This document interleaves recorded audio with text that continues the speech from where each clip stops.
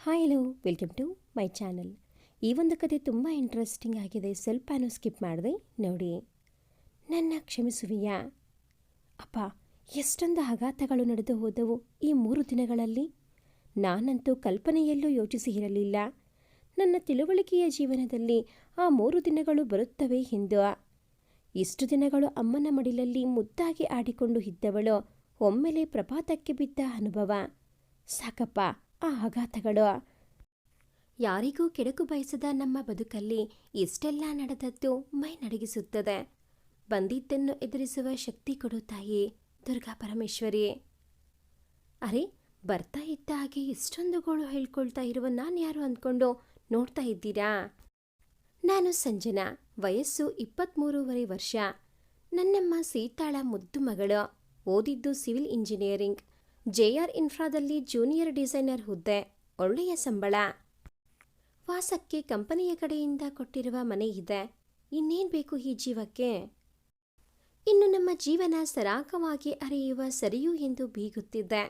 ಅಷ್ಟೆಲ್ಲ ಸಂಭ್ರಮದಿಂದ ಇದ್ದವಳಿಗೆ ಯಾರ ಕೆಟ್ಟ ದೃಷ್ಟಿ ಬಿತ್ತೋ ಗೊತ್ತಿಲ್ಲ. ಏಕೆಂದರೆ ನಮ್ಮ ಪರಿಚಯದವರು ಇಲ್ಲಿ ಯಾರೂ ಇಲ್ಲ. ಇದ್ದಕ್ಕಿದ್ದಂತೆ ಆಘಾತಗಳ ಮಳೆಯೇ ಸುರಿಯಿತು. ಏನಾಯ್ತು ಎಂದು ಹೇಳುತ್ತೇನೆ ಕೇಳಿಯೇ. ನಾನು JR ಇನ್ಫ್ರಾದಲ್ಲಿ ಕೆಲಸಕ್ಕೆ ಸೇರಿ ಸರಿಯಾಗಿ 6 ತಿಂಗಳಾಗಿತ್ತು. ನಮ್ಮ ಆಫೀಸ್ನಲ್ಲಿ 6 ತಿಂಗಳಿಗೊಮ್ಮೆ ಕುಟುಂಬ ದಿನದ ಆಚರಣೆ ನಡೆಯುತ್ತದೆ. ನನ್ನ ಮೊದಲ ಕುಟುಂಬ ಕೂಡಿಕೆಯ ಔತಣಕೂಟ. ನನ್ನಮ್ಮ ಸೀತಾ ಮನೆ ಬಿಟ್ಟು ಎಲ್ಲೂ ಹೋದವಳಲ್ಲ. ಅದರಲ್ಲೂ ಶಿವಮೊಗ್ಗ ಬಿಟ್ಟು. ಬೆಂಗಳೂರು ಸೇರಿ 6 ತಿಂಗಳಾದರೂ ಮನೆ ಹೊಸ್ತಿಲು ದಾಟಿದವಳಲ್ಲ. ಹೀಗಾಗಿ ಆ ಕುಟುಂಬ ಔತಣಕೂಟಕ್ಕೆ ಬಲವಂತವಾಗಿ ಕರೆದೊಯ್ದೆ. ಅಮ್ಮನ ಬಳಿ ಇದ್ದದ್ದು ಕೆಲವು ಹತ್ತಿಯ ಸೀರೆಗಳು. ತುಂಬ ಸರಳವಾದ ಉಡುಗೆ ಪ್ರಿಯೆ ನನ್ನಮ್ಮ. ಮೈಪೂರ ಮುಚ್ಚಲು ಒಳ್ಳೆಯ ಬಟ್ಟೆ ಸಾಕು. ದುಬಾರಿ ಬಟ್ಟೆಗಾಗಿ ಹೆಚ್ಚು ಹಣ ತೆರುವ ಅಗತ್ಯವಿಲ್ಲ ಎಂದು ತಿಳುವಳಿಕೆ ಹೇಳಿ ನನ್ನನ್ನು ಸಾಕಿದವಳು. ಇದ್ದುದರಲ್ಲಿ ಸುಂದರವಾದ ಹಳದಿ ಬಣ್ಣದ ಒಡಲಿದ್ದ ಹತ್ತಿಯ ಹಸಿರು ಹಂಚು. ಸೆರಗಿನ ಸೀರೆಗೆ ಹಸಿರು ರವಿಕೆ ಧರಿಸಿ ತಯಾರಾಗಿದ್ದ ನನ್ನಮ್ಮನಿಗೆ 42 ವರ್ಷ ವಯಸ್ಸಾಗಿದೆ ಎಂದರೆ ಯಾರೂ ನಂಬಲು ಸಾಧ್ಯವೇ ಇಲ್ಲ. ಸರಳ ಸುಂದರಿ ನನ್ನಮ್ಮ. ನನಗೆ ತಿಳುವಳಿಕೆ ಬಂದಾಗಿನಿಂದ ನೋಡಿದಂತೆ ಯಾವ ಪ್ರಸಾದನ ಸಾಧನಗಳು ನನ್ನಮ್ಮನ ಚರ್ಮವನ್ನು ಸೋಕಿಲ್ಲ. ಇನ್ನು ನಾನವಳನ್ನು ನೋಡಿರುವಂತೆ ಕುತ್ತಿಗೆಯಲ್ಲಿ ಪುಟ್ಟ ಮಾಂಗಲ್ಯ ಇರುವ ಕರಿಮಣಿ ಸರ, 2 ಕೈಗಳಲ್ಲಿ ಹಸಿರು ಗಾಜಿನ ಬಳೆಗಳು, ಮೂಗಿನಲ್ಲೊಂದು ಬಿಳಿ ಹರಳಿನ ನತ್ತು, ಕಿವಿಯಲ್ಲಿ ಬಿಳಿ ಹರಳಿನ ಓಲೆಗಳು ಬಿಟ್ಟು ಇನ್ಯಾವ ಒಡವೆಯನ್ನು ಅವಳು ಧರಿಸಿದವಳಲ್ಲ. ಸದಾ ತುಸು ಬಿರಿದಿರುವ ತುಟಿಗಳಿಂದ ಮೂಡುವ ಮಂದಹಾಸ ಅವಳ ಹತ್ತಿರ ಇರುವ ಬೆಲೆ ಕಟ್ಟಲಾಗದ ಆಭರಣ. ಬೆಂಗಳೂರಿಗೆ ಬಂದ ಮೇಲೆ ಮೊದಲ ಬಾರಿ ಮನೆಯಿಂದ ಹೊರಬಂದಳು ನನ್ನಮ್ಮ. ಅಲ್ಲಿದ್ದ ನನ್ನ ಸಹ ಉದ್ಯೋಗಿಗಳೆಲ್ಲರ ಪರಿಚಯ ಮಾಡಿಸಿದೆ. ಎಲ್ಲರ ಜೊತೆ ಬೆರೆಯುವ ಅಮೋಘ ಅವಕಾಶವಲ್ಲವೇ ಅದು. ಅದರಲ್ಲೂ ನನಗೆ ನನ್ನಮ್ಮನಿಗೆ ನಮ್ಮ MD ಅವರನ್ನ ಪರಿಚಯಿಸಬೇಕೆಂಬ ಹೆಬ್ಬಯಕೆ. ನಮ್ಮ ಕಂಪನಿಯಲ್ಲಿ ಸುಮಾರು 950 ಕೆಲಸಗಾರರಿದ್ದಾರೆ. ಅವರವರ ವಿದ್ಯಾಭ್ಯಾಸಕ್ಕೆ ತಕ್ಕಂತೆ ಬೇರೆ ಬೇರೆ ಹುದ್ದೆಗಳು, ಬೇರೆ ಬೇರೆ ಜವಾಬ್ದಾರಿಗಳು, ಸ್ಥಾನಮಾನಗಳು.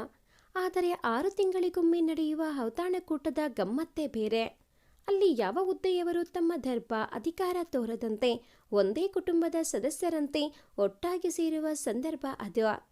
ನಮ್ಮ MD ಅವರು 15 ವರ್ಷದಿಂದ ರೂಢಿ ಮಾಡಿರುವ ಈ ಔತಣಕೂಟಕ್ಕೆ ಅದರದೇ ಆದ ಗೌರವವಿದೆ. ಪ್ರತಿಯೊಬ್ಬರೂ ತಮ್ಮ ಕುಟುಂಬದ ಸದಸ್ಯರೊಂದಿಗೆ ಅಲ್ಲಿ ಸೇರಿ ಪರಸ್ಪರ ಪರಿಚಯ ಮಾಡಿಕೊಂಡು ಮೋಜಿನ ಆಟಗಳನ್ನು ಆಡಿ, ಒಟ್ಟಿಗೆ ಕುಳಿತು ಊಟ ಮಾಡಿ, ನಕ್ಕು ನಲಿದು ತಮ್ಮ ತಮ್ಮ ಮನೆಗಳನ್ನು ಸೇರುವಂತೆ ಮಾಡಿರುವ ನಮ್ಮ MD ಬಗ್ಗೆ ನಿಜಕ್ಕೂ ಹೆಮ್ಮೆಯಾಗುತ್ತದೆ. ನಮ್ಮ MD ಅವರ ಆಗಮನದ ನಿರೀಕ್ಷೆಯಲ್ಲಿ ಇದ್ದ ನನಗೆ ಈ 15 ವರ್ಷಗಳಲ್ಲಿ ಅವರೊಮ್ಮೆಯೂ ಈ ಔತಣಕೂಟದಲ್ಲಿ ಸೇರಿಲ್ಲ ಎಂದು ತಿಳಿದು ಬಂತು. ಅವರ ಆಪ್ತ ಕಾರ್ಯದರ್ಶಿ, ಕಂಪನಿ ಮುಖ್ಯ ಆಡಳಿತ ಸಲಹೆಗಾರರು ಕೂಟದ ಉಸ್ತುವಾರಿ ನೋಡಿಕೊಳ್ಳುತ್ತಾರೆ ಎಂದು ಹೇಳಿದರು ಲಾವಣ್ಯ ಮೇಡಮ್. ಅಮ್ಮನಿಗೆ ಅವರನ್ನು ಪರಿಚಯಿಸಲು ಆಗುವುದಿಲ್ಲವಲ್ಲ ಎಂದು ಬೇಸರವಾಗಿತ್ತು.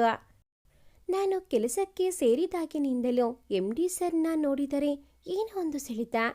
ಅವರನ್ನು ಕಂಡ ಕ್ಷಣದಿಂದ ಸುಂದರವಾದ ಅವ್ಯಕ್ತ ಅನುಭೂತಿಯನ್ನು ಅನುಭವಿಸಿದ್ದೇನೆ. ಯಾಕೋ ತಿಳಿಯದು, ಅವರನ್ನು ನೋಡಿದರೆ ಪೂಜ್ಯ ಭಾವನೆ ಮೂಡುತ್ತದೆ. ನನಗೆ ಅವರು ತುಂಬ ಆಪ್ತರೇನೋ ಅನ್ನಿಸುತ್ತದೆ. ಅವರನ್ನು ಮೊದಲು ಭೇಟಿ ಮಾಡಿದ ಕ್ಷಣ ಇನ್ನೂ ಹಸಿರಾಗಿದೆ. ನಾನು ನನ್ನ ಅಂತಿಮ ವರ್ಷದ BEಯಲ್ಲಿ ಇದ್ದಾಗ ನಾನು ಕ್ಯಾಂಪಸ್ ಸೆಲೆಕ್ಷನ್ನಲ್ಲಿ JR ಇನ್ಫ್ರಾ ಕಂಪನಿಗೆ ಆಯ್ಕೆಯಾದೆ. ಕೆಲಸ ಬೆಂಗಳೂರಿನಲ್ಲಿ, ವಾಸಕ್ಕೆ ಕಂಪನಿಯ ಕಡೆಯಿಂದ ಮನೆ ಕೊಡುತ್ತಿದ್ದರು. ಒಳ್ಳೆಯ ಸಂಬಳದ ಪ್ಯಾಕೇಜ್, ಇನ್ನೇನು ಬೇಕಿತ್ತು. ನಾನು ಖುಷಿಯಿಂದಲೇ ಒಪ್ಪಿದೆ. ಅಮ್ಮನೂ ಒಪ್ಪಿದಳು. ಬೆಂಗಳೂರಿಗೆ ಪಯಣ ಬೆಳೆಸಿದೆವು. ಮನೆಯಲ್ಲಿ ಸಕಲ ಸೌಕರ್ಯವೂ ಇದ್ದ ಕಾರಣ ಹೊಂದಿಕೊಳ್ಳಲು ಯಾವುದೇ ತೊಂದರೆ ಆಗಲಿಲ್ಲ. ಅಮ್ಮನ ಆಶೀರ್ವಾದ ಪಡೆದು ಆಫೀಸ್ಗೆ ಹೋದ ಮೊದಲ ದಿನ MD ಹೊಸದಾಗಿ ಕೆಲಸಕ್ಕೆ ಸೇರಿದ್ದವರನ್ನು ಪರಿಚಯ ಮಾಡಿಕೊಳ್ಳುವ ಉದ್ದೇಶದಿಂದ ಎಲ್ಲರನ್ನೂ ಮೀಟಿಂಗ್ ಹಾಲ್ಗೆ ಕರೆದಿದ್ದರು. ಹೊಸದಾಗಿ ಕೆಲಸಕ್ಕೆ ಆಯ್ಕೆಯಾದವರು 32 ಜನರಿದ್ದೆವು. ನಾವೆಲ್ಲರೂ ನಮಗಾಗಿ ನಿಗದಿ ಮಾಡಿದ್ದ ಆಸನಗಳಲ್ಲಿ ಕುಳಿತು ಅವರ ನಿರೀಕ್ಷೆ ಮಾಡುತ್ತಿದ್ದೆವು. ಸರಿಯಾಗಿ 11 ಗಂಟೆಗೆ ಹಾಲೊಕ್ಕ ಅವರನ್ನು ನೋಡಿ ನಾನು ನನ್ನನ್ನೇ ಮರೆತೆ. 6 ಅಡಿ ಎತ್ತರದ ಆಜಾನುಬಾಹು, ಮುಖದಲ್ಲಿ ಗಾಂಭೀರ್ಯವಿತ್ತು. ಕರಾರುವಕ್ಕು ನಡಿಗೆಯಲ್ಲಿ ಶ್ರೀರಾಮಚಂದ್ರನಂತೆ ಕಂಡರು. ಪೋಡಿಯಂ ಮುಂದೆ ನಿಂತು, ನಾನು ಜಾನಕಿರಾಮ್, JR ಕಂಪನಿಯ MD. ನಿಮ್ಮೆಲ್ಲರಿಗೂ JR ಇನ್ಫ್ರಾಗೆ ಸ್ವಾಗತ. ಇಂದಿನಿಂದ ನೀವೆಲ್ಲರೂ ಒಂದೇ ಕುಟುಂಬದ ಸದಸ್ಯರಂತೆ ಇರಬೇಕು. ಏನೇ ಅನುಮಾನವಿದ್ದರೋ ಹಿರಿಯ ಅಧಿಕಾರಿಗಳನ್ನು ಕೇಳಿ ಮುನ್ನಡೆಯಿರಿ ಎಂದಾಗ ಅವರ ಕಂಚಿನ ಕಂಠದ ಪರಿಚಯವಾಯಿತು. ಎಲ್ಲರನ್ನೊಮ್ಮೆ ನೋಡಿದವರ ದೃಷ್ಟಿ ನನ್ನ ಮೇಲೆ ತಿರುಗಿ ಬಂದು ನಿಂತಿತು. ನನಗೆ ಅವರ ಕಣ್ಣಲ್ಲಿ ಏನೋ ಆಕರ್ಷಣೆ ಕಂಡಿತು. ಅವರು ಅಚ್ಚರಿಗೊಂಡವರಂತೆ ನನ್ನನ್ನೇ ದಿಟ್ಟಿಸಿದರು. ನಾನು ಅವರನ್ನೇ ನೋಡುತ್ತಿದ್ದೆ. ಯಾವುದೋ ಸೆಳೆತಕ್ಕೆ ಒಳಗಾದಂತೆ ನಸುನಗುತ್ತ ನನ್ನ ಮುಂದೆ ಬಂದು ನಿಂತರು. ನಾನು ಭಕ್ತಿಯಿಂದ ಪೂಜಿಸುವ ಸಾಕ್ಷಾತ್ ಶ್ರೀರಾಮಚಂದ್ರನೇ ನನ್ನೆದುರು ಬಂದಂತೆ ಅನಿಸಿತು. ಎಂತಹ ಹೊಳಪು ಅವರ ಮೊಗದಲ್ಲಿ! ಯಾವುದೋ ನಿರೀಕ್ಷೆ ಹೊತ್ತವರಂತೆ ನನ್ನೆದುರು ಬಂದವರೇ, ಏನಮ್ಮ ನಿನ್ನೆಸರು ಎಂದರು. ಅವರ ಧ್ವನಿ ಮೃದುವಾಗಿತ್ತು. ಪ್ರಶ್ನೆ ವಾತ್ಸಲ್ಯದ ಕೋರಿಕೆಯಂತಿತ್ತು. ನಾನು ಮಂತ್ರಮುಗ್ಧಳಾದಂತೆ ಸಂಜನಾ ಅಂದೆ. ಯಾವೂರಮ್ಮ ಮತ್ತೆ ಕೇಳಿದರು. ಶಿರಸಿ ಎಂದೇ ಮುಖದಲ್ಲಿ ತಿಳಿನಗು ತುಂಬಿಕೊಂಡು. ಅವರ ಮುಖದಲ್ಲಿನ ನಿರೀಕ್ಷೆ ಇಳಿದಂತೆ ತೋರಿತು. ಹೋ, welcome Sanjana, wish you good luck ಎಂದವರ ಧ್ವನಿಯಲ್ಲಿ ನಿರಾಸೆಯ ಭಾವವಿತ್ತು. ನನ್ನ ಕೈಕುಲುಕಿ ನಸುನಕ್ಕವರೇ ಅಲ್ಲಿಂದ ಹೊರಟು ಹೋದರು. ನನಗೆ ಅವರ ಮುಖದಲ್ಲಿ ಇಣುಕಿದ ನಿರಾಸೆ ಅರ್ಥವಾಗಲಿಲ್ಲ. ಅವರು ಯಾರನ್ನು ನಿರೀಕ್ಷಿಸುತ್ತಿದ್ದರು ಅನಿಸಿತು. ನನ್ನನ್ನು ನೋಡಿ ಗೊಂದಲಗೊಂಡಿರಬೇಕು ಎಂದುಕೊಂಡೆ. ಆದರೂ ಎಲ್ಲರ ಮುಂದೆ ಅವರು ನನ್ನನ್ನು ಅಷ್ಟು ಆತ್ಮೀಯವಾಗಿ ಮಾತನಾಡಿಸಿದ್ದು ಕೈಕುಲುಕಿದ ರೀತಿ ಹೆಮ್ಮೆ ಎನಿಸಿತು. ಈ 6 ತಿಂಗಳಲ್ಲಿ ದಿನನಿತ್ಯ ಅವರನ್ನು ಆಫೀಸ್ನಲ್ಲಿ ನೋಡುತ್ತಿದ್ದರೂ ಅವರನ್ನು ಮಾತನಾಡಿಸುವ ಅವಕಾಶ ಸಿಕ್ಕಿದ್ದು ಕಡಿಮೆಯೇ. ಅವರು ಸಮಯಕ್ಕೆ ತುಂಬ ಮಹತ್ವ ಕೊಡುತ್ತಿದ್ದರು. ಆಫೀಸ್ನ ಗಡಿಯಾರ 10 ಬಾರಿಸಲು ಶುರು ಮಾಡುವ ಹೊತ್ತಿಗೆ ಸರಿಯಾಗಿ ಅವರು ಆಫೀಸ್ ಒಳಗೆ ಪ್ರವೇಶ ಮಾಡುತ್ತಿದ್ದರು. ಗಡಿಯಾರದಲ್ಲಿ ಸಮಯ ತಪ್ಪುತ್ತಿತ್ತೇನೋ, ಆದರೆ ಸರ್ ಬರುತ್ತಿದ್ದ ಸಮಯ ಮಾತ್ರ ತಪ್ಪುತ್ತಿರಲಿಲ್ಲ. 6 ತಿಂಗಳಲ್ಲಿ ಒಮ್ಮೆಯೂ ತಡವಾಗಿ ಬಂದವರಲ್ಲ. ನಿತ್ಯ ಅವರು ಬರುವುದನ್ನು ನೋಡುವುದೇ ನನಗೆ ಒಂದು ಸಂಭ್ರಮದಂತಿತ್ತು. ಬಂದವರು ನೇರವಾಗಿ ತಮ್ಮ ಕ್ಯಾಬಿನ್ ಹೊಕ್ಕರೆ ಉಳಿದವರು ತಮ್ಮ ಕೆಲಸದಲ್ಲಿ ಯಾವ ನಿರ್ಲಕ್ಷ್ಯವನ್ನು ವಹಿಸದಂತೆ ಗಮನಿಸುತ್ತಿದ್ದರು. ಅವರನ್ನು ನೋಡಿಯೇ ಸಮಯ ಪ್ರಜ್ಞೆ ಎಂದರೇನು ಎಂದು ತಿಳಿಯಬಹುದಿತ್ತು. ಅಷ್ಟೊಂದು ಶಿಸ್ತಿನ ವ್ಯಕ್ತಿ. ಅವರಿಗೆ 48 ವರ್ಷವಾಗಿದೆ ಎಂದರೆ ನಂಬಲು ಸಾಧ್ಯವೇ ಇರಲಿಲ್ಲ. ಒಳ್ಳೆಯ ಆರೋಗ್ಯ, ಪೂರ್ಣ ಮೈಕಟ್ಟು ಇತ್ತವರಿಗೆ. ಕೂದಲಲ್ಲಿ ಅಲ್ಲಲ್ಲಿ ಒಂದೆರಡು ಬಿಳಿ ಕೂದಲು ಇರುವುದು ಬಿಟ್ಟರೆ ಸೊಗಸುಗಾರರೇ ಅವರು. ನಾನು ಗಮನಿಸಿದ ಹಾಗೆ ನನ್ನನ್ನು ನೋಡಿದರೆ ಅವರ ಕಣ್ಣಲ್ಲಿನ ಹೊಳಪು ಹೆಚ್ಚುತ್ತಿತ್ತು. ವಾತ್ಸಲ್ಯಭರಿತ ನೋಟ ನನ್ನತ್ತ ಬೀರುತ್ತಿದ್ದರು. ಅದನ್ನು ನೋಡಿದರೆ ನನಗೆ ಆತ್ಮೀಯ ಭಾವನೆ ಮೂಡುತ್ತಿತ್ತು. ಅವರು ನನಗೆ ತುಂಬ ಹತ್ತಿರದವರಿರಬೇಕು ಅನ್ನಿಸುತ್ತಿತ್ತು. ಸರಿ ಎಂದು ಔತಣಕೂಟಕ್ಕೆ ಬಾರದವರು ಅಂದು ಬಂದಿದ್ದರು. ಅವರನ್ನು ನೋಡಿ ನನ್ನ ಮನಸ್ಸು ಕುಣಿಯಿತು. ಅವರನ್ನು ನನ್ನ ತಾಯಿಗೆ ಪರಿಚಯಿಸಬೇಕು ಎಂದುಕೊಂಡೆ. ಅಷ್ಟರಲ್ಲಿ ಅವರೇ ನನ್ನ ಬಳಿ ಬಂದರು. ಸಂಜನಾ, ನಿಮ್ಮ ತಂದೆ ತಾಯಿ ಬಂದಿದ್ದಾರೆಯೇ? ಮೃದುವಾಗಿ ಕೇಳಿದ ಅವರ ಧ್ವನಿಯಲ್ಲಿ ನಡುಕವಿತ್ತೆ. ಇರಲಾರದು, ನನ್ನ ಭ್ರಮೆ ಇರಬೇಕು ಎಂದುಕೊಂಡೆ. ಸರ್, ನನ್ನ ತಾಯಿ ಬಂದಿದ್ದಾರೆ ಎಂದೇ ಸಂಭ್ರಮದಿಂದ. ನನಗೂ ಅವರನ್ನು ಅಮ್ಮನಿಗೆ ಪರಿಚಯ ಮಾಡಿಸಬೇಕು ಎನ್ನುವ ಉತ್ಸಾಹ ಇತ್ತಲ್ಲ. ನನ್ನನ್ನು ದಿಟ್ಟಿಸಿ ನೋಡುತ್ತಿದ್ದವರ ಕಣ್ಣುಗಳಲ್ಲಿ ಮಿಂಚು ಹುಟ್ಟಿತು. ಅವರೆಲ್ಲಿದ್ದಾರೆ? ನನಗೆ ಅವರ ಪರಿಚಯ ಮಾಡಿಸುವೆಯಾ? ಕಾತುರದಿಂದ ಕೇಳಿದರು. ಆಗ ಗಮನಿಸಿದೆ, ಅವರ ಧ್ವನಿಯಲ್ಲಿ ನಡುಕವಿತ್ತು. ಕರೆದುಕೊಂಡು ಬರುತ್ತೇನೆ ಸರ್. ಅಮ್ಮ ಇಲ್ಲೇ ಎಲ್ಲೋ ಇದ್ದಾರೆ ಎಂದು ತಿರುಗಿದವಳನ್ನು ಅವರ ಕರೆ ತಡೆಯಿತು. ಸಂಜನಾ, ನಾವೇ ಅವರಲ್ಲಿ ಹೋಗೋಣ ನಡೆಯಮ್ಮ ಎಂದರು. ನನಗೂ ಸಂಭ್ರಮ ಹೆಚ್ಚಿತು. ಅಮ್ಮನ ಬಳಿ ಕರೆದೊಯ್ದೆ. ಸುಮಿತ್ರಾ ಜೊತೆ ಮಾತನಾಡುತ್ತಾ ನಿಂತಿದ್ದ ನನ್ನಮ್ಮನನ್ನು ಹಿಂದಿನಿಂದ ಅಮ್ಮ ಎಂದು ಕರೆದೆ. ಅಮ್ಮ ಹಿಂದಕ್ಕೆ ತಿರುಗಿದರು. ಇವರ ನಮ್ಮ MD ಜಾನಕಿರಾಮ್ ಸರ್ ಎಂದೆ. ಅಮ್ಮನ ಮುಖದಲ್ಲಿ ಗಾಬರಿ ಇಣುಕಿತು. ನನಗೆ ಅಮ್ಮನ ಮುಖ ನೋಡಿ ಅಚ್ಚರಿಯಾಯಿತು. ಸರ್ ಕಡೆ ತಿರುಗುವಷ್ಟರಲ್ಲಿ ಅಮ್ಮ ನೆಲಕ್ಕುರುಳಿದರು. ಅಮ್ಮ ನೆಲಕ್ಕುರುಳಿದ ಸದ್ದಿಗೆ ನಾನು ಅವಳೆಡೆಗೆ ತಿರುಗಿದೆ. ಅಮ್ಮ ಬಿದ್ದಿದ್ದು ಏಕೆ ಎನ್ನುವುದೇ ಅರ್ಥ ಆಗಲಿಲ್ಲ. ಏನಾಗುತ್ತಿದೆ ಎಂದು ತಿಳಿಯದೆ ಗಾಬರಿಯಾಗಿ ಅವಳ ಪಕ್ಕ ಕುಸಿದು ಕುಳಿತು ಅಮ್ಮ ಅಮ್ಮ ಎಂದು ಅವಳ ಕೆನ್ನೆ ಅಲುಗಿಸುತ್ತಾ ಎಚ್ಚರ ಮಾಡಲು ನೋಡಿದೆ. ಸುಮಿತ್ರಾ ಲೋಟದಲ್ಲಿ ನೀರು ತಂದು ಅಮ್ಮನ ಮುಖಕ್ಕೆ ಚಿಮುಕಿಸಿದಳು. ಅಮ್ಮನಲ್ಲಿ ಯಾವುದೇ ಚಲನೆ ಕಾಣಿಸಲಿಲ್ಲ. ಸರ್ ತಡ ಮಾಡದೆ ಅಮ್ಮನನ್ನು ತಮ್ಮ ತೋಳುಗಳಲ್ಲಿ ಎತ್ತಿಕೊಂಡು ತಮ್ಮ ಕಾರಿನ ಕಡೆ ಓಡಿದರು. ತಟ್ಟನೆ ಎಚ್ಚೆತ್ತ ನಾನು ಅವರ ಹಿಂದೆ ಓಡಿದೆ. ಅವರ ಮನಸ್ಸು ಅರಿತವಳಂತೆ ಕಾರಿನ ಹಿಂಬಾಗಿಲು ತೆರೆದು ಕುಳಿತೆ. ಅಮ್ಮನನ್ನು ಹಿಂದಿನ ಸೀಟಿನಲ್ಲಿ ಮಲಗಿಸಿ ಅವಳ ತಲೆ ನನ್ನ ಮಡಿಲಲ್ಲಿ ಇರಿಸಿದ ಜಾನಕಿರಾಮ್ ಸರ್ ಕಾರನ್ನು ಚಲಾಯಿಸಿಕೊಂಡು ಹೊರಟರು. ಅವರ ಮುಖದಲ್ಲಿ ಗಾಬರಿ ಎದ್ದು ಕಾಣುತ್ತಿತ್ತು. ನನ್ನ ಅಮ್ಮನಿಗೆ ಏನೋ ಆಗಿರಬಹುದು ಎಂಬ ಭಯವಿತ್ತು ಅನಿಸುತ್ತೆ. ಒಬ್ಬ ಸಾಮಾನ್ಯ ಕೆಲಸಗಾರಳ ತಾಯಿಗಾಗಿ ಸರ್ ಹೃದಯ ಮಿಡಿಯಿತೆ. ನನ್ನ ಮನದಲ್ಲಿ ಗೊಂದಲ ಮೂಡಿತು. ತಲೆ ಕೊಡವಿ ಅಮ್ಮನ ಕಡೆ ಗಮನ ಹರಿಸಿದೆ. ಅಮ್ಮನ ನಿಸ್ತೇಜಸ್ಸಾದ ಮುಖ ನೋಡಿ ನನಗೆ ದುಃಖ ಉಮ್ಮಳಿಸಿತು. ಅಮ್ಮ ಅಮ್ಮ ಎಂದು ಮೆಲುವಾಗಿ ಕರೆದೆ. ಕಣ್ಣು ತೆರೆಯಲಿಲ್ಲ ನನ್ನಮ್ಮ. ಹೆದರಿಕೆಯಿಂದ ಬಿಕ್ಕಳಿಸಿದೆ. ಹೆದರಿಕೊಳ್ಳಬೇಡ ಮಗು, ಇಲ್ಲೇ ಹತ್ತಿರದಲ್ಲಿ ನಮ್ಮ ಆಸ್ಪತ್ರೆ ಇದೆ, ಅಲ್ಲಿಗೆ ಹೋಗೋಣ, ಧೈರ್ಯವಾಗಿರೋ ಎಂದು ನನಗೆ ಸಮಾಧಾನ ಹೇಳಿದರು. ಅವರ ಕಡೆ ನೋವಿನಲ್ಲೇ ನೋಡಿದೆ. ಅವರ ಮುಖದಲ್ಲಿ ಭಯವಿತ್ತು.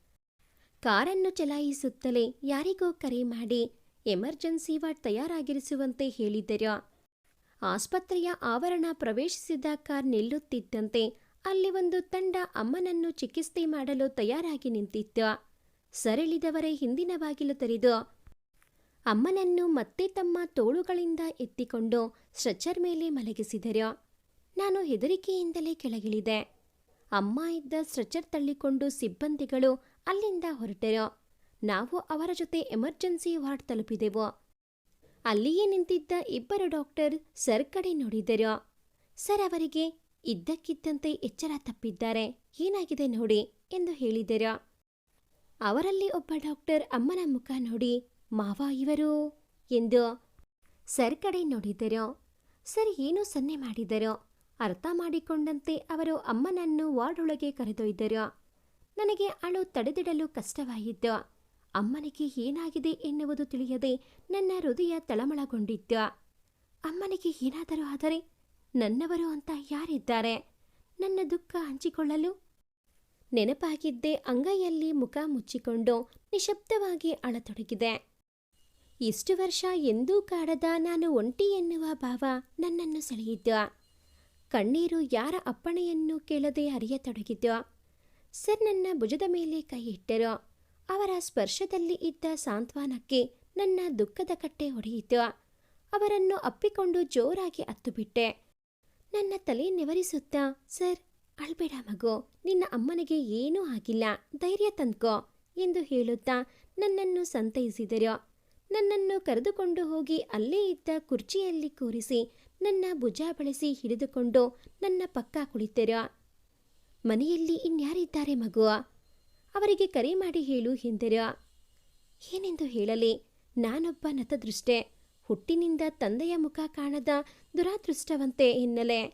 ಅಮ್ಮನನ್ನು ಬಿಟ್ಟರೆ ನನಗೆ ಇನ್ಯಾರೂ ಗತಿಯಿಲ್ಲ ಎಂದು ಹೇಳಲೆ. ಉತ್ತರ ಇಲ್ಲದ ಪ್ರಶ್ನೆಗಳು ಸುಳಿದು ಮೌನವಾದೆ. ಅಯ್ಯೋ ದೇವರೇ, ನಾನಂತಹ ತಪ್ಪು ಏನು ಮಾಡಿದ್ದೀನಿ? ನನಗಾಗಿ ಇರುವವಳು ಇವಳೊಬ್ಬಳೆ. ದಯವಿಟ್ಟು ನನ್ನಿಂದ ಇವಳನ್ನು ಕಸಿದುಕೊಳ್ಳಬೇಡ ಎಂದು ಮನಸ್ಸಿನಲ್ಲಿ ಕಾಣದ ದೇವರಿಗೆ ಪ್ರಾರ್ಥಿಸಿದೆ.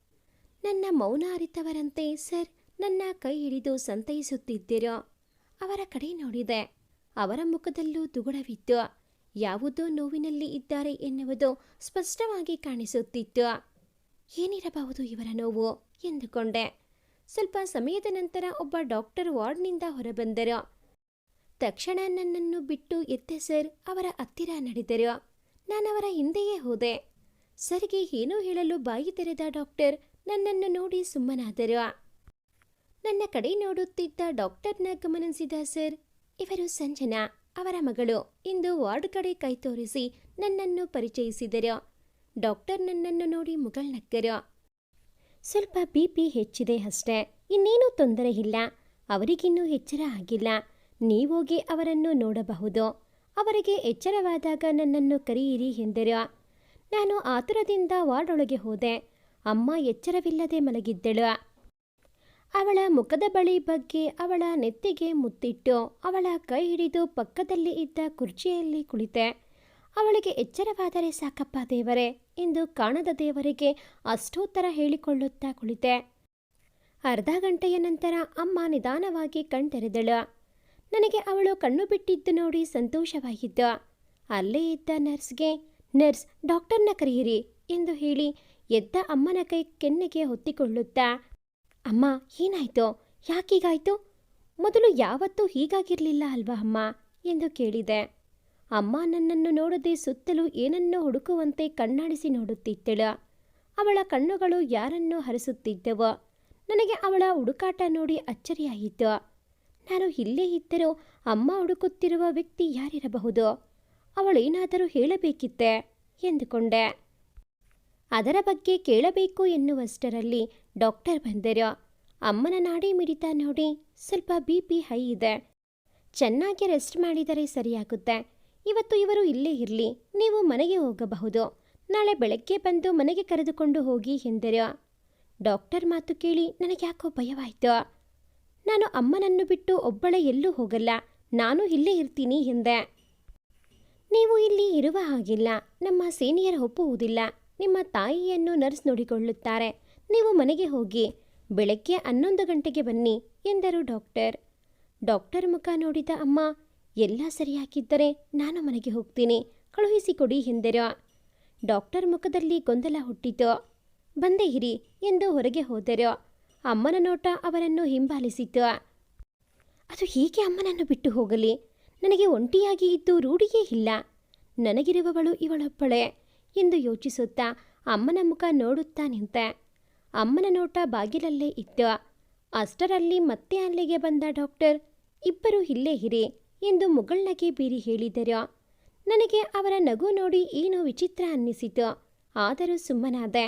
ಮತ್ತೆ ಹೊರಗೆ ಹೋದರು ಅಮ್ಮನನ್ನು ನೋಡಿ. ಅಮ್ಮ ಈಗ ಹೇಗಿದೆ? ಏನಾದರೂ ನೋವಿದೆಯಾ ಕೇಳಿದೆ. ಅಮ್ಮ ಅನ್ಯಮನಸ್ಕಳಾಗಿ ಇಲ್ಲ ಎನ್ನುವಂತೆ ತಲೆ ಆಡಿಸಿದಳು. ಅವಳ ಕಣ್ಣುಗಳು ಬಾಗಿಲಲ್ಲಿ ನೆಟ್ಟಿದ್ದವು. ಯಾರನ್ನೋ ನಿರೀಕ್ಷಿಸುತ್ತಿದ್ದಾಳ ಅಮ್ಮ? ಪ್ರಶ್ನೆ ಮತ್ತೆ ಮತ್ತೆ ಮೂಡಿತು. ಡಾಕ್ಟರ್ ಮತ್ತೆ ಬಂದರು. ಅವರ ಕೈಯಲ್ಲಿ ಊಟದ ಡಬ್ಬಿ ಇತ್ತು. ಅದನ್ನು ನನ್ನತ್ತ ಚಾಚಿದವರೇ, ನೀವು ಊಟ ಮಾಡಿ ಬನ್ನಿ, ಅಲ್ಲಿಯವರೆಗೆ ನಾನು ಇಲ್ಲೇ ಇರ್ತೀನಿ ಎಂದು ಹೇಳಿದರು. ನನಗೆ ಅಚ್ಚರಿಯಾಯಿತು. ನನಗೆ ಇವರ್ಯಾಕೆ ಊಟ ಕೊಡಬೇಕು ಅನ್ನಿಸಿತು. ನನಗೆ ಹಸಿವಿಲ್ಲ, ಬೇಡ ಎಂದೆ. ನನ್ನನ್ನೇ ನೋಡುತ್ತಿದ್ದ ಅವರು, ನೀವು ಬಂದಾಗ 7:30 ಗಂಟೆ, ಹಾಗಂತೂ ನಿಮ್ಮ ಊಟ ಆಗಿರಕ್ಕಿಲ್ಲ. ಈಗ 11 ಆಗಿದೆ. ಅಷ್ಟು ಹೊತ್ತಿನಿಂದ ನೀವು ನೀರು ಕೂಡ ಕುಡಿದಿಲ್ಲ ಎನ್ನುವುದು ಗೊತ್ತು. ಹಸಿವಿನಿಂದ ರಾತ್ರಿ ನಿದ್ದೆ ಬರಲ್ಲ, ಹೋಗಿ ಊಟ ಮಾಡಿ ಎಂದವರ ಮಾತು ಸತ್ಯವೇ ಆಗಿತ್ತು. ನನಗೆ ರಾತ್ರಿ ಹೊಟ್ಟೆ ತುಂಬದಿದ್ದರೆ ನಿದ್ದೆ ಬರುತ್ತಿರಲಿಲ್ಲ. ಹಸಿವೇನೋ ಕಾಣಿಸಿಕೊಂಡಿತ್ತು. ಆದರೆ ಅಮ್ಮನನ್ನು ಬಿಟ್ಟು ಅರೆಗಳಿಗೆಯೂ ದೂರ ಇರುವ ಮನಸ್ಸಿರಲಿಲ್ಲ. ನನ್ನ ಮನಸ್ಥಿತಿ ಅರಿತವಳಂತೆ ಅಮ್ಮ ನನ್ನತ್ತ ತಿರುಗಿ, ಹೋಗು ಸಂಜು, ಊಟ ಮಾಡಿ ಬಾ. ಸಂಜೆಯಿಂದ ನೀನು ಏನೂ ತಿಂದಿಲ್ಲ, ಇಲ್ಲಿ ಡಾಕ್ಟರ್ ಇರ್ತಾರೆ ಎಂದಳು. ಅಮ್ಮನಿಗೆ ಬೇಜಾರು ಮಾಡುವುದು ಬೇಡ ಎಂದುಕೊಂಡು ಅವರ ಬಳಿ ಡಬ್ಬಿಗೆ ಕೈ ಚಾಚಿದೆ. ಡಾಕ್ಟರ್ ಮುಖದಲ್ಲಿ ನಗು ಅರಳಿತು. ಅವರಿಗೆ ನಾನು ತುಂಬ ಪರಿಚಿತಳೇನು ಎನ್ನುವಂತೆ ಡಬ್ಬಿ ಕೊಟ್ಟರು. ಇಲ್ಲೆಲ್ಲೂ ತಿನ್ನುವ ಹಾಗಿಲ್ಲ, ಕೆಳಗಡೆ ಕ್ಯಾಂಟೀನ್ ಇದೆ, ಅಲ್ಲಿಗೆ ಹೋಗಿ ಆರಾಮಾಗಿ ಊಟ ಮಾಡಿಕೊಂಡು ಬನ್ನಿ ಎಂದು ಹೇಳಿದರು. ಅವರ ಮುಖದಲ್ಲಿ ವಿಚಿತ್ರ ಹೊಳಪಿತ್ತು. ನಾನು ಸುಮ್ಮನೆ ತಲೆಯಾಡಿಸಿ ಅಲ್ಲಿಂದ ಹೊರಟೆ. ಕ್ಯಾಂಟೀನ್ ತಲುಪಿ ಕೈ ತೊಳೆದುಕೊಂಡು ಒಂದು ಕಡೆ ಕುಳಿತು ಡಬ್ಬಿ ಬಿಚ್ಚಿದೆ. ಒಂದು ತುತ್ತು ಬಾಯಿಗಿಟ್ಟೆ. ಡಾಕ್ಟರ್ ಮನೆಯಿಂದ ತಂದಿದ್ದ ಊಟ ಇರಬೇಕು. ತುಂಬ ರುಚಿಯಾಗಿತ್ತು. ಅಮ್ಮನ ಕೈ ರುಚಿಯಂತೆ ಇತ್ತು. ಇಷ್ಟವಾಯಿತು. ಸದ್ಯ ಅಮ್ಮನಿಗೆ ಏನೂ ತೊಂದರೆ ಇಲ್ಲ ಎಂದು ತಿಳಿದು ಸ್ವಲ್ಪ ಸಮಾಧಾನವೂ ಆಯಿತು. ನಿಧಾನವಾಗಿ ಹೊಟ್ಟೆ ತುಂಬಿತು. ಹಾಗೆ ಮನಸ್ಸು ಕೂಡ ತುಂಬಿತು. ಡಬ್ಬಿ ತೊಳೆದುಕೊಂಡು ವಾರ್ಡಿಗೆ ವಾಪಸ್ಸಾದಾಗ ಡಾಕ್ಟರ್ ಅಮ್ಮನ ಕೈ ಹಿಡಿದಿದ್ದರು. ನನಗೆ ಹೆದರಿಕೆಯಾಯಿತು. ಮತ್ತೇನಾದರೂ ತೊಂದರೆಯೇ ಅಂದುಕೊಂಡು ಹತ್ತಿರ ಓಡಿದೆ. ಏನಾಯಿತು, ಮತ್ತೆ ಏನಾದರೂ ತೊಂದರೆಯೇ ಅಂದೆ. ಡಾಕ್ಟರ್ ಅಮ್ಮನ ಕೈ ಬಿಟ್ಟು, ಏನೂ ಇಲ್ಲ, ನಿಮ್ಮ ಹತ್ರ ಸ್ವಲ್ಪ ಮಾತನಾಡಬೇಕು, ನನ್ನ ಜೊತೆ ಬನ್ನಿ ಎಂದು ಕರೆದರು. ಅಮ್ಮನಿಗೆ ಏನಾದರೂ ತೊಂದರೆ ಇರಬಹುದಾ ಎಂದು ಆತಂಕವಾಯಿತು. ಅಮ್ಮನ ಮುಖ ನೋಡಿದೆ. ಅವಳ ಕಣ್ಣುಗಳಲ್ಲಿ ಇನ್ನೂ ನಿರೀಕ್ಷೆ ಇತ್ತು. ನನ್ನತ್ತ ನೋಡಿ ಹೋಗು ಎನ್ನುವಂತೆ ಸನ್ನೆ ಮಾಡಿದ್ದಳು. ಡಾಕ್ಟರ್ ಹಿಂದೆ ಭಯಕ್ಕೆ ಬಿದ್ದ ಕುರಿಯಂತೆ ಹೋದೆ. ಡಾಕ್ಟರ್ ಆಸ್ಪತ್ರೆ ಮುಂದಿನ ಉದ್ಯಾನವನದ ಒಳಗೆ ಹೋದರು. ನಾನವರನ್ನು ಹಿಂಬಾಲಿಸಿದೆ. ಅಲ್ಲಿದ್ದ ಒಂದು ಚಪ್ಪರದ ಕೆಳಗಿದ್ದ ಬೆಂಚ್ ಮೇಲೆ ಕುಳಿತ ಡಾಕ್ಟರ್, ಬನ್ನಿ ಮಿಸ್, ಕುಳಿತುಕೊಳ್ಳಿ ಎಂದು ತಮ್ಮ ಪಕ್ಕದಲ್ಲಿ ಇದ್ದ ಜಾಗ ತೋರಿಸಿದರು. ಮನಸ್ಸಿನಲ್ಲಿ ಹೆದರುತ್ತಾ ಮುದುರಿ ಕುಳಿತೆ. ನೀವು ಎಲ್ಲಿಯವರು ಮಿಸ್ ಎಂದು ಕೇಳಿದರು. ಸರ್, ನನ್ನ ಹೆಸರು ಸಂಜನಾ, ಹಾಗೆ ಕರೆಯಿರಿ, ನಮ್ಮದು ಶಿರಸಿ ಎಂದೆ.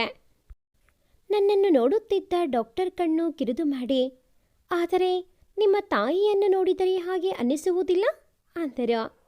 ನನಗೆ ಅಚ್ಚರಿಯಾಯಿತು. ಮುಖದಲ್ಲೇನು ಊರಿನ ಹೆಸರು ಬರೆದಿರುತ್ತದೆಯೇ ಅಂದುಕೊಂಡೆ. ಅಮ್ಮ ಶಿವಮೊಗ್ಗ ಹತ್ತಿರ ಸೊರಬದವರು, ಆದರೆ ವಾಸವಿದ್ದದ್ದು ಶಿರಸಿಯಲ್ಲಿ. ನಾನು ಹುಟ್ಟಿದ್ದು, ಬೆಳೆದದ್ದು, ಓದಿದ್ದು ಅಲ್ಲಿಯೇ ಎಂದೆ. ಹೋ, ನಿಮ್ಮ ಸಂಬಂಧಿಕರು ಯಾರಾದರೂ ಸೊರಬದಲ್ಲಿ ಇದ್ದಾರೆಯೇ ಡಾಕ್ಟರ್ ಕೇಳಿದಾಗ ನನಗೆ ಕೋಪ ಬಂತು. ಇವರಿಗ್ಯಾಕೆ ಬೇಕು ನಮ್ಮ ಸಂಬಂಧಿಕರ ವಿಷಯ ಅನ್ನಿಸಿತು. ನಿಮಗ್ಯಾಕೆ ನಮ್ಮ ಸಂಬಂಧಿಕರು ಎಂದು ಅವರ ಮುಖಕ್ಕೆ ಹೊಡೆದಂತೆ ಹೇಳಿಬಿಡಲೇ ಅನ್ನಿಸಿತು. ಆದರೂ ಹಾಗೆ ಮಾತನಾಡುವುದು ಸಭ್ಯತೆ ಅಲ್ಲ ಎಂದು ನೆನಪಾಯಿತು. ನನ್ನಮ್ಮ ಕಲಿಸಿದ್ದ ಸಂಸ್ಕಾರಕ್ಕೆ ಅವಮಾನ ಮಾಡಬಾರದು ಎಂದುಕೊಂಡು, ನನಗೆ ನನ್ನ ತಾಯಿ, ಅವರಿಗೆ ನಾನು, ಅಷ್ಟೇ, ಬಿಟ್ಟರೆ ಇನ್ಯಾವ ಸಂಬಂಧಿಕರು ಇಲ್ಲ ಸರ್ ಎನ್ನುವಷ್ಟರಲ್ಲಿ ನನ್ನ ಧ್ವನಿ ನಡುಗಿ ಗಂಟಲು ಉಬ್ಬಿ ಬಂತು. ಅಮ್ಮನ ಪರಿಸ್ಥಿತಿ ನನ್ನನ್ನು ನೋವಿಗೆ ದೂಡಿದ್ದು ನಿಜವೇ. ಆದರೆ ಯಾವತ್ತೂ ಪರಿಚಯವಿಲ್ಲದ ಡಾಕ್ಟರ್ ಹತ್ತಿರ ನನ್ನ ವೈಯಕ್ತಿಕ ವಿಷಯ ಹೇಳಿದ್ದು ಎಷ್ಟು ಸರಿ ಎಂದು ಚಿಂತಿಸಿತು ನನ್ನ ಮನ. ನನ್ನ ಒಂಟಿತನದ ಭಾವಕ್ಕೆ ಕಣ್ಣುಗಳು ತುಂಬಿದವು. ನಾನ್ಯಾಕೆ ಇವರ ಮುಂದೆ ಇಷ್ಟೊಂದು ಭಾವುಕಳಾದೆ ಅನ್ನಿಸಿತು ಆ ಕ್ಷಣ. ಡಾಕ್ಟರ್ ನನ್ನನ್ನು ಗಮನಿಸುತ್ತಿದ್ದರು ಅನ್ನಿಸುತ್ತೆ. ಸಾರಿ ಮಿಸ್ ಸಂಜನಾ, ನಿಮ್ಮನ್ನು ನೋಯಿಸಲು ನಾನು ಕೇಳಲಿಲ್ಲ, ತಪ್ಪು ತಿಳಿಯಬೇಡಿ. ನಿಮ್ಮ ಮನಸ್ಸು ತಿಳಿಯಾಗಲಿ ಎಂದು ಕೇಳಿದೆ. ದಯವಿಟ್ಟು ಕಣ್ಣು ಒರೆಸಿಕೊಳ್ಳಿ. ಯಾರಾದರೂ ನೋಡಿದರೆ ನನ್ನ ಬಗ್ಗೆ ತಪ್ಪು ತಿಳಿಯಬಹುದು ಎಂದು ತಮ್ಮ ಕರ್ಚಿಪ್ ನನ್ನ ಮುಂದೆ ಚಾಚಿದರು. ನಾನು ಸುಮ್ಮನೆ ಕರ್ಚಿಪ್ ತೆಗೆದುಕೊಂಡು ಕಣ್ಣು ಒರೆಸಿಕೊಂಡೆ. ಅಷ್ಟರಲ್ಲಿ ನರ್ಸ್ ಓಡಿ ಬಂದಳು. ಡಾಕ್ಟರ್, ಮತ್ತೆ ಆ ಲೇಡಿಗೆ ಎಚ್ಚರ ತಪ್ಪಿದೆ ಎಂದಳು. ಹೌದಾ ಎನ್ನುತ್ತಾ ಡಾಕ್ಟರ್ ಲಘುಬಗೆಯಿಂದ ಒಳಗಡೆ ಓಡಿದರು. ಗಾಬರಿಗೆ ಬಿದ್ದ ನಾನು ಅವರ ಹಿಂದೆ ಓಡಿದೆ. ಇಷ್ಟಕ್ಕೂ ಯಾಕೆ? ಸಂಜನಾ ಅವರ ಅಮ್ಮ ಅವರ ಬಾಸ್ ಜಾನಕಿ ರಾಮ್ರನ್ನು ನೋಡಿದ ತಕ್ಷಣ ಪ್ರಜ್ಞೆ ತಪ್ಪಿದ್ದು. ಇಷ್ಟಕ್ಕೂ ಅವರಿಬ್ಬರ ನಡುವೆ ಇರುವ ಸಂಬಂಧವಾದರೂ ಏನು? ಕಾಯ್ದು ನಿರೀಕ್ಷಿಸಿ. ಭಾಗ 2 ಮುಂದುವರಿಯುವುದು. ಭಾಗ 2ರ ನೋಟಿಫಿಕೇಷನ್ಸ್ ನಿಮಗೆ ಬರಬೇಕು ಅಂತ ಅಂದರೆ ಈ ಕೂಡಲೇ ಈ ಚಾನಲ್ಗೆ ಸಬ್ಸ್ಕ್ರೈಬ್ ಆಗಿ. ಹಾಗೆಯೇ ಈ ಒಂದು ಕತೆ ನಿಮಗೆ ಇಷ್ಟ ಆಗಿದ್ದಲ್ಲಿ ಪ್ಲೀಸ್ ಲೈಕ್ ಮಾಡಿ, ಶೇರ್ ಮಾಡಿ, ಹಾಗೆಯೇ ಕಾಮೆಂಟ್ ಮಾಡೋದನ್ನು ಮರಿಬೇಡಿ. Thanks for watching this video.